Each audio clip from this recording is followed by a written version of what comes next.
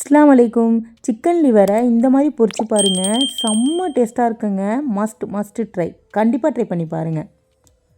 Chicken லிவரும் கிசாடும் எடுத்திருக்கேன். நல்லா clean பண்ணிவிட்டு கொஞ்சம் உப்பு, கொஞ்சம் மஞ்சத்தூள், காரத்திற்கேற்ப மிளகாய்த்தூள், 2 ஸ்பூன் இஞ்சி பூண்டு பேஸ்ட்டு, 1 ஸ்பூன் மசாலா தூள் சேர்த்து கொஞ்சோண்டு தண்ணி ஊற்றி மிக்ஸ் பண்ணிவிட்டு ப்ரெஷர் குக்கரில் 3 சவுண்டு விடுங்க. சூப்பராக வெந்துடும்.